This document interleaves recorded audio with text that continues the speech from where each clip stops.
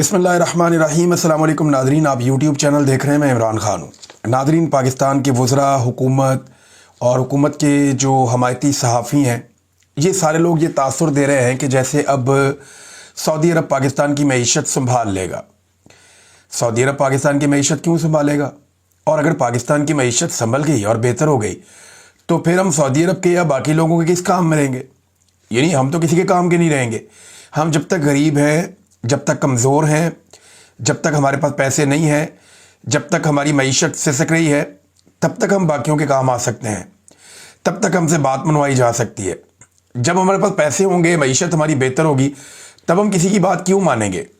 تو کوئی بھی ایسا ملک جو ہمارے ساتھ اس قسم کی چیزیں کرنا چاہتا ہے یا ہماری فوج کو، ہمارے وسائل کو استعمال کرنا چاہتا ہے، وہ نہیں چاہے گا کہ پاکستان ایک معاشی طور پہ مضبوط ملک بنے۔ کیونکہ اس معاہدے کے حوالے سے اب جو حکومت کے یا اسٹیبلشمنٹ کے قریبی صحافی ہیں، انہوں نے باتیں کرنا شروع کر دی ہیں۔ مثال کے طور پہ احمد قریشی صاحب، انہوں نے اسرائیل کا دورہ بھی کیا تھا۔ یہ پاکستان کی ملٹری اسٹیبلشمنٹ کے بہت قریبی صحافیوں میں سے ایک مانے جاتے ہیں۔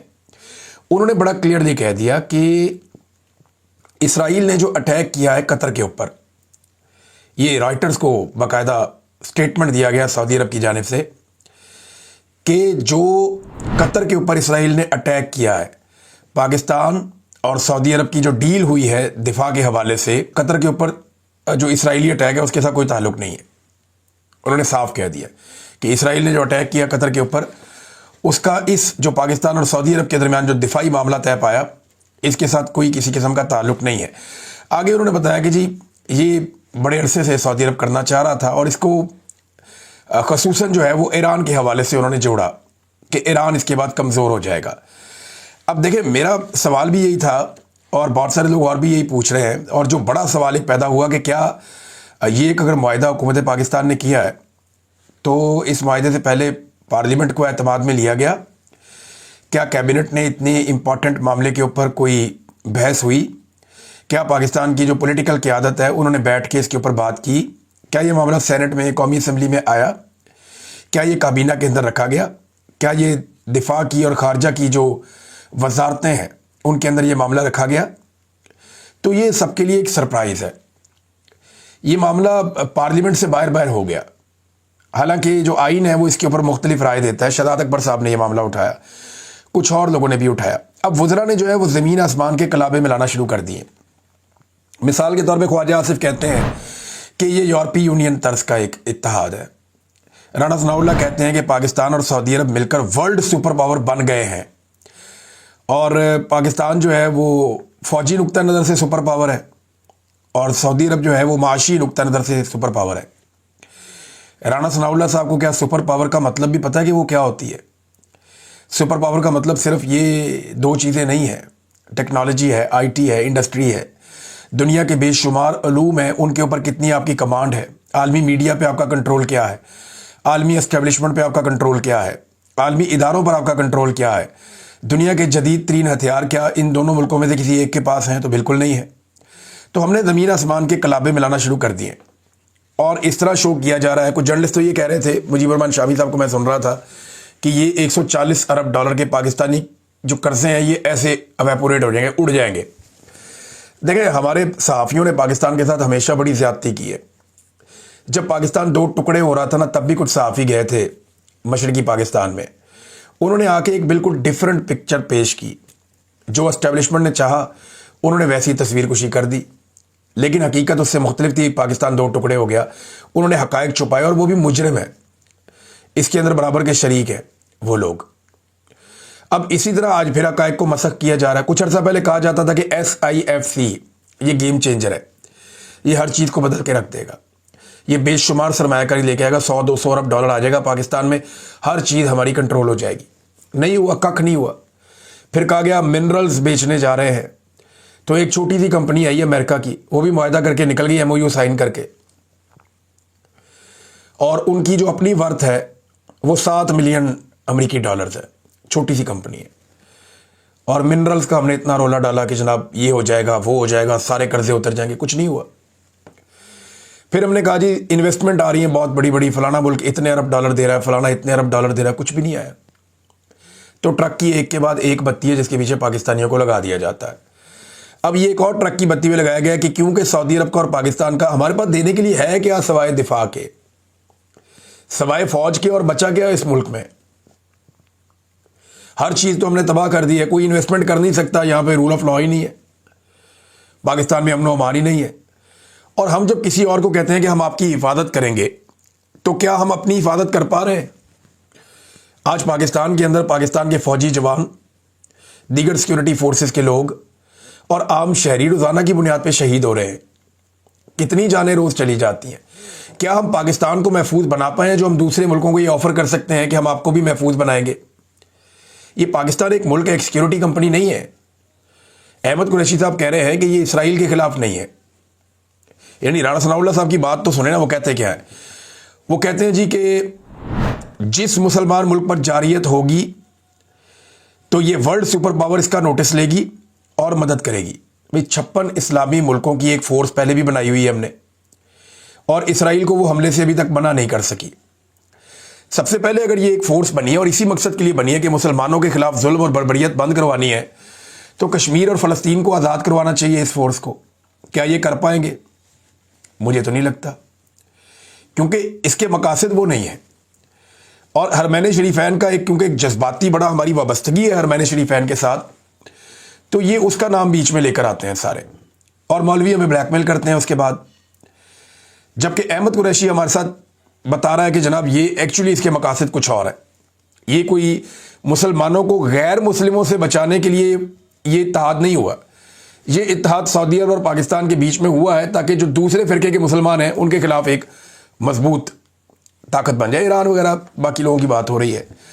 تو یہ احمد قریشی صاحب نے یہ بات بتائی, میں اپنے سے نہیں کہہ رہا. دیکھیں, سب سے پہلے تو پاکستان میں بدامنی ختم کرنی پڑے گی نا, دہشت گردی ختم کرنی پڑے گی, شدت پسندی ختم کرنی پڑے گی. سعودی عرب میں تو ایسے واقعات نہیں ہوتے, پاکستان میں ہوتے ہیں. پاکستان کی زیادہ معاشی ضرورتیں ہیں اور اس قسم کی ضرورتیں سیکیورٹی کی پاکستان میں زیادہ ہے. پاکستان میں لوگ غیر محفوظ ہیں, سعودی عرب میں نہیں ہیں. تو اب یہ فوج اگر سعودی عرب کے ساتھ ہم ایک معاہدے میں جا رہے ہیں تو کیا یمن سے لڑے گی, ایران سے لڑے گی, یا یہ صرف ایک معاہدہ رہے گا؟ اور کیا سعودی عرب بھی پاکستان کے لیے لڑے گا جب خدا نخواستہ انڈیا پاکستان کی جنگ ہوتی ہے؟ تو یہ بھی سوالات لوگ اٹھا رہے ہیں.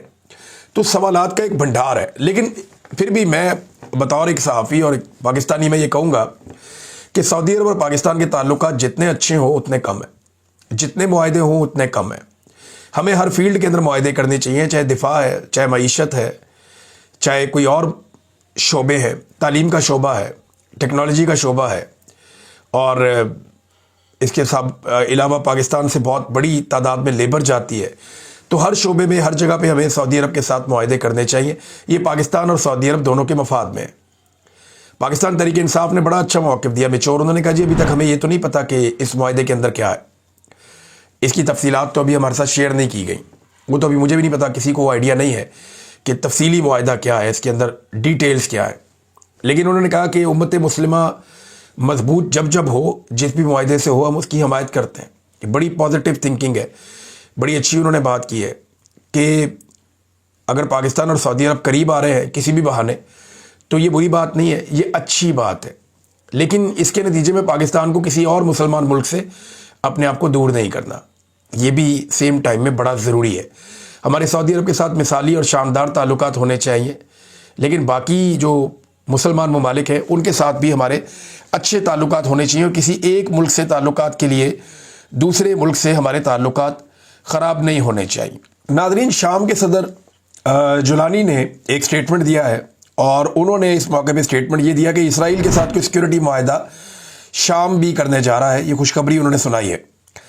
دیکھیں, اب سچویشن آپ ذرا دنیا کی چیک کریں کہ شامی صدر ٹرمپ کے ساتھ ملاقات کروائی تھی سعودی کراؤن پرنس نے سعودی عرب میں, اور شام کے صدر جو ہیں وہ اسرائیل کے ساتھ معاہدہ کر رہے ہیں, سعودی کراؤن پرنس جو ہیں وہ پاکستان کے ساتھ معاہدہ کر رہے ہیں. تو سب اپنے اپنے فائدے کے مطابق اپنے اپنے فیصلے کرتے ہیں. تو پاکستان کو بھی یہ پورا حق ہے کہ پاکستان اپنا جو بھی فیصلہ کرے وہ اپنے فائدے کے مطابق کرے, لیکن فیصلوں میں کچھ اصول جو ہیں وہ بڑے واضح ہونے چاہیے کہ ہم کسی بھی دوسرے ملک سے اپنے تعلقات بگاڑنا نہیں چاہیں گے. ایک اور چیز ہے یہاں پہ, ڈونلڈ ٹرمپ کی حکومت ہے امریکہ میں, غزہ میں روزانہ کی بنیاد پہ نسل کشی ہو رہی ہے مسلمانوں کی. وہاں پہ بچے جو ہیں وہ شہید کر دیے جاتے ہیں, بڑوں کو شہید کر دیا جاتا ہے, امدادی کارروائیاں روک دی جاتی ہیں, پورا ایک گھیرا ڈالا گیا ہے. ایک بڑا حملہ ہے جو غزہ کے اوپر اب ہوا ہے. اس کے اندر زمینی اور سمندر سے اور فضائی تینوں طرف سے بمباری کی جا رہی ہے. اب بڑی تعداد میں لوگ جو ہیں وہ غزہ کو چھوڑ کر جا رہے ہیں, فلسطینی. اب پاکستان نے ڈونلڈ ٹرمپ کو نامینیٹ کیا تھا نوبیل پیس پرائز کے لیے, اور یہاں پہ اقوام متحدہ میں ساری دنیا یہ کوشش کر رہی ہے کہ غزہ میں جنگ بندی ہو جائے, لیکن امریکہ اس کو ویٹو کر دیتا ہے. یہ 6ٹھی مرتبہ ہوا ہے امریکہ نے اس کو ویٹو کر دیا. ویٹو پاور ہوتی ہے ان ممالک کے پاس, یہ 5 بڑے ملک ہیں جن کے پاس ویٹو پاور ہے. باقی تمام ملکوں نے کہا کہ غزہ میں جنگ بندی کروائی جائے, لیکن اسرائیل کی حمایت میں امریکہ نے اس کو ویٹو کر دیا. اور اسی ڈونلڈ ٹرمپ کو جو جنگ جاری رکھنا چاہتے ہیں, جو غزہ کے اندر اس وقت جو خون ریزی ہو رہی ہے اس کو روکنے کے حق میں نہیں ہے, اسی ڈونلڈ ٹرمپ کو پاکستان کی حکومت نے نامزد کر دیا نوبیل پیس پرائز کے لیے.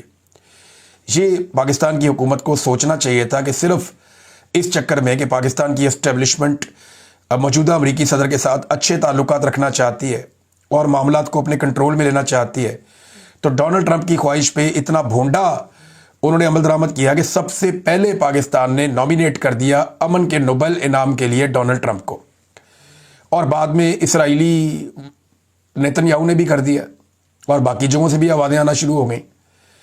لیکن سوال یہ پیدا ہوتا ہے کہ اس کا نتیجہ کیا نکلا. آج اگر اسرائیل میں جنگ بندی نہیں ہوئی اور اقوام متحدہ کے اندر قرارداد پاس نہیں ہوئی, جسے ویٹو کر دیا گیا, تو اس کے پیچھے ڈونلڈ ٹرمپ اور امریکہ ہے نا, ان کی حکومت ہے اور یہ ان کا فیصلہ ہے. تو پاکستان سے یا پاکستانی حکمرانوں سے اس کا جواب مانگنا چاہیے. جب بھی وہ میڈیا کے سامنے آئے تو ان سے سوال کرنا چاہیے کہ آج ڈونلڈ ٹرمپ جنگ بندی نہیں ہونے دے رہے غزہ میں, اور مسلمانوں کا نہتے لوگوں کا خون بہ رہا ہے, اور آپ نے انہیں نامزد کر دیا امن کے نوبیل انعام کے لیے. کیا یہ عجیب و غریب صورتحال نہیں ہے؟ کیا اس پہ آپ کو شرمندگی نہیں ہے اپنے اس فیصلے پر؟ یہ سوال ان سے ضرور پوچھا جانا چاہیے. ناظرین, عمران خان صاحب کا جو ٹرائل ہے 9 مئی کا, وہ آن لائن کرنے کا فیصلہ کیا گیا ہے, اور دہشت گردی کی امجد شاہ صاحب جو جج ہیں ان کی عدالت میں سماعت ہوگی. اب عمران خان صاحب کو مشورہ یہ بھی دیا گیا ہے کہ وہ اس کا بائیکاٹ کر دیں اور اس سے انکار کر دیں آن لائن جانے سے. وہ کہے ٹھیک ہے, مجھے عدالت میں لے کر جاؤ, اور اس کے لیے پریسیڈنٹس موجود ہیں. شہزاد اکبر اور دیگر کئی اور لوگ ہیں جنہوں نے کوشش کی کہ وہ آن لائن پیش ہو سکیں عدالت میں, تو انہیں منع کر دیا گیا, انہیں یہ اختیار نہیں دیا گیا کہ نہیں جی نہیں, آپ کو آنا ہی پڑے گا. اور ہم تو پاکستان نہیں آ سکتے, ہماری جان خطرے میں. لیکن انہیں مجبور کیا گیا کہ آپ آئیں گے نہیں تو آپ فارغ ہیں, اشتہاری کر دیے, فارغ کر دیے. اب عمران خان صاحب کیونکہ گرفتار ہیں اور انہیں کہہ رہے ہیں جی آپ کو آن لائن لے کر آئیں گے, تو عمران خان صاحب کو یہ معاملہ اٹھانا چاہیے کہ کھلی عدالت کے اندر یہ کیس چلایا جائے اور مجھے کھلی عدالت کے اندر پیش کیا جائے جج کے سامنے. میں تو اویلیبل ہوں. اب چاہے یہ سماعت جیل کے اندر ہو, چاہے یہ سماعت جیل کے باہر ہو, تو عمران خان صاحب کے سامنے ہونی چاہیے, اور انہیں چاہیے کہ وہ یہ معاملہ اٹھائے. عمران خان صاحب, اس کو روکنے کی وجہ کیا ہے یہ سمجھیں آپ. 9 مئی کا جو ٹرائل ہے نا, اس میں خالی عمران خان نہیں ہے, اس میں پی ٹی آئی کی بہت ساری قیادت بھی ہے. پی ٹی آئی کی قیادت میں سے جو بھی عمران خان صاحب کو ملتا ہے نا, وہ خودکش ایک ورکر بن جاتا ہے عمران خان صاحب کا, اور اس کو بڑی انرجی مل جاتی ہے. میں نے اس کو ایک جو بات کی خودکش کی, وہ میں نے ایک مثال کے طور پہ کی ہے. اب اس کو خودکش بمبار نہ سمجھ لے کوئی. تو عمران خان صاحب سے جو بھی مل کر آتا ہے نا, وہ اس کے جذبات کچھ اور ہو جاتے ہیں, اور پھر وہ وہاں سے بیانیاں لے کر آتا ہے. اسٹیبلشمنٹ کے لیے مشکل پیدا ہوتی ہے. پھر عمران خان صاحب کے اندر سے اسٹیٹمنٹس بھی آتے ہیں, بہت ساری باتیں بھی وہ کرتے ہیں. تو اس لیے اب جان چھڑانی مشکل ہو رہی ہے, تو انہوں نے کہا جی ان کو آپس میں ملنے ہی نہ دیں. جیل میں ٹرائل ہوگا تو یہ سارے رہنما جیل میں جائیں گے, وہاں عمران خان سے ملیں گے, مشاورت کریں گے, بات چیت ہوگی, پھر کام خراب ہو جائے گا. عمران خان کو باہر لا نہیں سکتے تو آن لائن کر دیتے ہیں. وہ عمران خان صاحب کو آن لائن اب اس کے اندر پیش کرنے کا فیصلہ کیا گیا. تو عمران خان صاحب کے پاس یہ اختیار ہے کہ وہ اس سے انکار کر دیں اور وہ یہ کہہ دیں کہ جناب مجھے میرا حق دیا جائے اور اوپن کورٹ کے اندر میرا ٹرائل کیا جائے. یہ کوئی طریقہ نہیں ہے کہ مجھے آن لائن, حالانکہ میں دستیاب ہوں, میں تو گرفتار ہوں. دیکھیں, اس سے پہلے عمران خان صاحب کو جب گولیاں لگی تھیں اور جب ان کی جان خطرے میں تھی, تو عمران خان صاحب کے وکلا نے کئی مرتبہ کہا عدالت کو کہ میں آن لائن پیش ہو جاتا ہوں, میں اپنے گھر سے لیپ ٹاپ لگا کے آن لائن پیش ہو جاتا ہوں, میری جان کو خطرہ ہے, زخمی بھی ہوں. لیکن عدالت بضد تھی کہ نہیں نہیں, بنفس نفیس عمران خان صاحب خود عدالت میں آ کر پیش ہوں. تب انہوں نے ضد کی. لیکن اب عمران خان صاحب کو یہ معاملہ اٹھانا چاہیے اور وہ تمام مثالیں سامنے رکھنی چاہیے. ناظرین، ایک ڈرون حملہ ہوا ہے بلوچستان میں. انتہائی افسوسناک واقعہ ہے، میں آپ کے ساتھ شیئر کر دیتا ہوں. یہ سمیدین بلوچ صاحبہ نے اس کو ٹویٹ کیا. انہوں نے کہا جی یہ تصویر کسی کشمیر یا فلسطین میں ہونے والے جبر اور عام شہریوں پر بمباری کی نہیں ہے بلکہ بلوچستان کی ہے. یہ ایک ڈرون حملے کا نتیجہ ہے جو کل بلوچستان کے شہر خوزدار زہری میں ہوا. اس حملے میں ایک ہی خاندان کے 4 افراد جن میں 2 عورتیں بھی شامل تھیں جنہیں خاک اور خون میں نہلا دیا گیا. اب یہ کتنا افسوسناک واقعہ ہے کہ پاکستان کے اندر خواتین کے اوپر بھی ڈرون حملہ ہو جاتا ہے. وہ بڑا انفارچونیٹ ہے. یہ ڈرون حملے عمران خان صاحب بار بار کہہ رہے ہیں کہ ان کو روکنا چاہیے، اس سے دہشت گردی میں اضافہ ہوتا ہے، کمی نہیں ہوتی. لیکن لگاتار پاکستان میں ڈرون حملے ہو رہے ہیں. ناظرین، پاکستان کے وزیر اعظم پہنچ گئے لندن میں اطلاعات کے مطابق، اور عاصم منیر صاحب کے بارے میں بھی ایسی خبریں آ رہی ہیں. اور مبینہ طور پہ 20 تاریخ کو یہ کوئی پروگرام کرنے جا رہے ہیں. پاکستان تحریک انصاف کو اس کا پتہ چل گیا اور اوورسیز پاکستانیوں کو بھی اس کا پتہ چل گیا، تو انہوں نے سیم ٹائم پہ ایک احتجاج رکھ لیا. میں نے آپ کو بتایا تھا نا کہ ایک ایک بندہ چنا جا رہا ہے، ایک ایک بندہ فائنلائز کیا جا رہا ہے تاکہ ایک سیاسی ماحول پورا بنایا جا سکے اور 400-500 بندے اکٹھے کر کے اپنی پاور شو کرنے کی کوشش کی جائے ایک بند ماحول میں، جہاں پہ عاصم منیر صاحب مبینہ طور پہ اور شہباز شریف صاحب موجود ہوں گے. بھی کنفرمیشن نہیں ہے، لیکن پروگرام یہ کر رہے ہیں اور کوئی انویٹیشن میری نظر سے گزرے ہیں جو واٹس ایپ میں کہیں گردش بھی کر رہے تھے، تو میں نے وہ دیکھا بھی ہے. اس میں بڑی سخت شرائط رکھی گئی ہیں. موبائل نہیں لے جا سکتے آپ جناب، آپ کو پراپر چیک کیا جائے گا. بہت ساری چیزیں انہوں نے اس کے اندر شامل کی ہیں. لہذا وہ جو پروگرام ہے اس کے خلاف پاکستان تحریک انصاف نے بھی اپنا پوسٹر جاری کر دیا ہے.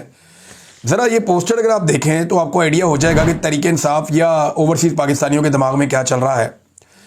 اس پوسٹر پہ لکھا ہوا ہے کہ 20 سپتمبر کو سیٹرڈے کو 3 بجے ایک احتجاج کرنے جا رہے ہیں، اور اوپر عاصم منیر اور عمران خان کی فوٹو بنائی ہوئی ہے. یعنی یہ مقابلہ اوورسیز پاکستانیوں کے مطابق عاصم منیر اور عمران خان کے بیچ میں ہے. یہ ان 2 لوگوں کے بیچ میں یہ مقابلہ ہے، اور باقی کسی سیاستدان کی فوٹو نہیں ہے. شہباز شریف کی، مریم کی، نواز شریف، کوئی کھاتے میں ہی نہیں ہے. انہیں پتہ ہے اس وقت اقتدار عاصم منیر صاحب کے پاس ہے، تو ان کے خلاف کیا ہے. عاصم منیر صاحب کے اوپر انہوں نے کراس لگایا ہوا ہے، اور نو ایکسٹینشن، نو ڈکٹیٹر انہوں نے یہ لکھا ہے پاکستان تحریک انصاف نے. اور 20 تاریخ کو یہ احتجاج کرا. اب یہ تحریک انصاف کا ایک بڑا امتحان بھی ہوگا اور اوورسیز پاکستانیوں کا بھی. اس سے پہلے وہ بہت بڑے بڑے مظاہرے کرتے رہے ہیں یہاں برطانیہ میں. لیکن سوال یہ، اور اس میں ایک اور چیز جو انہوں نے لکھی وہ بڑی امپورٹنٹ ہے. انہوں نے کہا جی کہ یہ میں نے اس پوسٹر میں تو نہیں، ایک اور پوسٹر میں نے دیکھا تھا، وہاں لکھی ہوئی تھی کہ آپ کی سیکیورٹی کے لیے آپ کو ماسک پرووائڈ کیے جائیں گے. جو لوگ نہیں چاہتے کہ ان کا چہرہ نظر آئے، کیونکہ یہ امبیسی والے ویڈیوز بنا کے اور وہ ایجنسیوں کو بھیجتے ہیں، وہ پھر ان کی فیملی، ان کے خاندانوں کو ڈھونڈتے ہیں، وہاں پہ انہیں ہراساں کرتے ہیں پاکستان میں. تو اس کے لیے ان کو ماسک دیے جائیں گے. میں نے پتہ کیا تو پتہ چلا کہ عمران خان صاحب کے چہرے کے ماسک ہیں جو ان کو پہنائے جائیں گے اور لوگ وہاں پہ احتجاج کرنے کے لیے آ جائیں گے. اب یہ ناظرین اس وقت سچویشن ہے. تو عاصم منیر صاحب کے خلاف احتجاج 20 تاریخ کو ایمبیسی کے باہر جو ہے وہ کیا جا رہا ہے. پاکستان ایمبیسی جو ہے لندن میں، وہاں پہ انہوں نے فی الحال ابھی تک جو پروٹیسٹ کا ایریا بتایا ہے وہ یہی ہے. ہائی کمیشن پاکستان کا جو ہے اس کے باہر یہ احتجاج کیا جائے گا. تو تحریک انصاف کے لیے بڑا امتحان یہ ہے کہ اندر بندے زیادہ ہیں یا باہر بندے زیادہ ہیں. مقابلہ تو اب یہ ہے. تو اب پتہ چلے گا کہ پی ایم ایل این زیادہ بندے اکٹھے کر سکتی ہے. یہاں پہ اپنے سارے سرکاری وسائل کو استعمال کرتے ہوئے مختلف ملکوں سے وہ لوگ اکٹھے کر رہے ہیں، وہ زیادہ بندے اکٹھے کر سکتے ہیں برطانیہ میں، یا پاکستان تحریک انصاف یا اوورسیز پاکستانی زیادہ بڑی تعداد میں نکل کے احتجاج کے لیے آتے ہیں.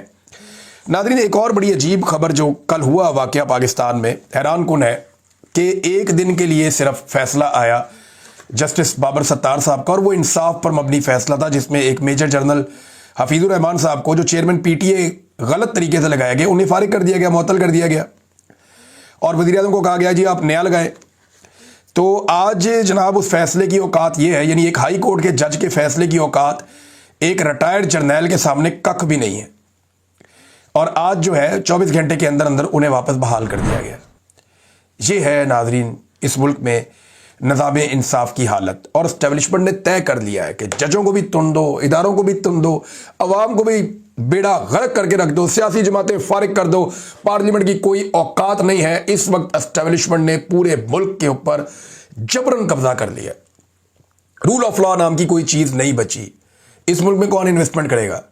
اب لے دے کے ہمارے پاس صرف فوج رہ گئی ہے جو ہم آفر کر سکتے ہیں اور کچھ نہیں کر سکتے. اب تک کے لیے اتنا ہی. اپنا خیال رکھیے گا. اپنے چینل کا بھی. اللہ حافظ.